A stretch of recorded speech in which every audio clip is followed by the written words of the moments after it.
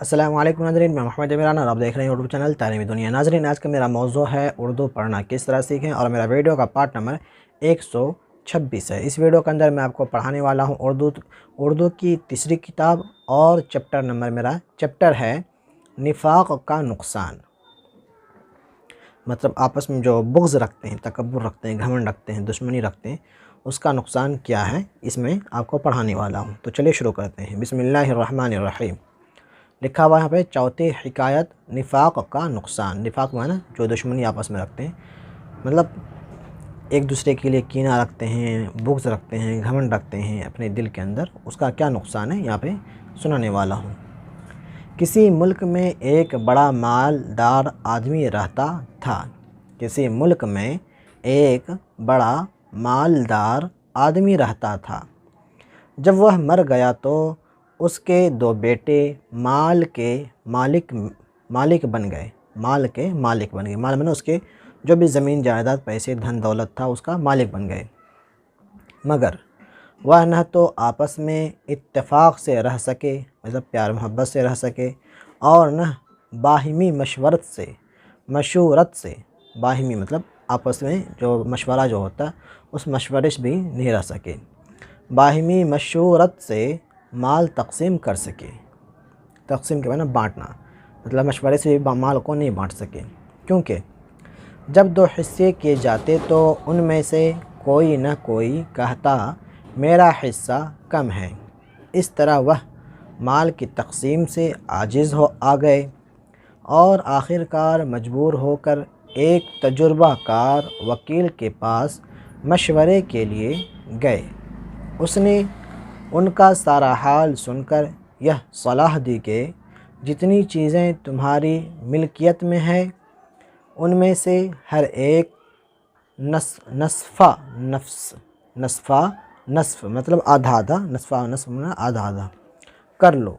यह तजवीज़ उन्हें भी पसंद आई और घर आकर उसके मुताबिक मतलब वकील के मुताबिक उसके मुताबिक अमल किया। चुनांचे मकान, बिस्तर, जेवर, खेत, नकद, रुपए, गर्ज़, हर एक चीज़, यहाँ तक के मवेशी में जानवर जो होते हैं, मवेशी के भी दो बराबर टुकड़े कर लिए और इस तरह अपनी बहुत सी जायदाद, आपको शायद नहीं दिख रहा होगा, चलें यहाँ से मैं पढ़ लेता हूँ, आपको नहीं दिख रहा होगा। चुनांचे मकान, बिस्तर, जेवर, खेत, नकद, रुपए, गर्ज़, हर एक चीज़, यहाँ तक के मवेशी में ना जो जानवर होते हैं, मवेशी के भी दो बराबर टुकड़े कर लिए और इस तरह अपनी बहुत सी जायदाद बिल्कुल ज़ाय कर दी। लेकिन उससे बढ़कर यह किया कि एक लौंडे के भी दो हिस्से कर डाले जो उनकी शराकत में थी। बेगुनाह इंसान का इस तरह मार डालना उन्हें बच सकता था। बादशाह को खबर हुई और उसने पकड़कर उन दोनों को फांसी चढ़ा दिया और जुर्माने में सारी जायदाद जब्त कर ली। और ऊपर करते हैं। पाँचवीं हिकायत बाहिमी मदद। अब देखें यहाँ पे बता रहा है, एक ऊंचे पहाड़ के नीचे दरिया बहता था जिसके किनारे एक निहायत तंग रास्ता जाता था। इत्तेफाकन दो बकरे उस रास्ते में आमने सामने से आए। उन्हें बड़ी मुश्किल यह पेश आई कि जगह के तंग होने के बाइस न कोई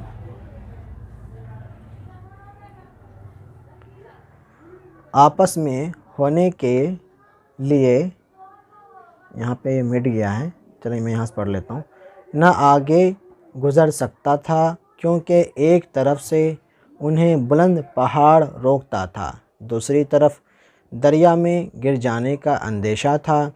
उस हालत में उन्होंने इत्तेफाक और बाहिमी मदद से काम लिया और जिस मुसीबत में फंसे थे उससे निजात पाई।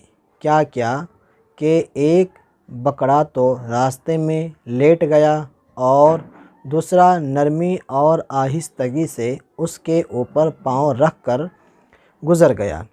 अब लेटे हुए बकरे का रास्ता साफ़ हो गया और वह उठकर जहाँ जाना था चला गया, और इस तरह इत्तेफाक और बाहिमी मदद की बदौलत दोनों की जानें बच गई। जानें बच गई या जान बच गई, यहाँ पर मिटा हुआ है, पढ़ना है जान बच गई।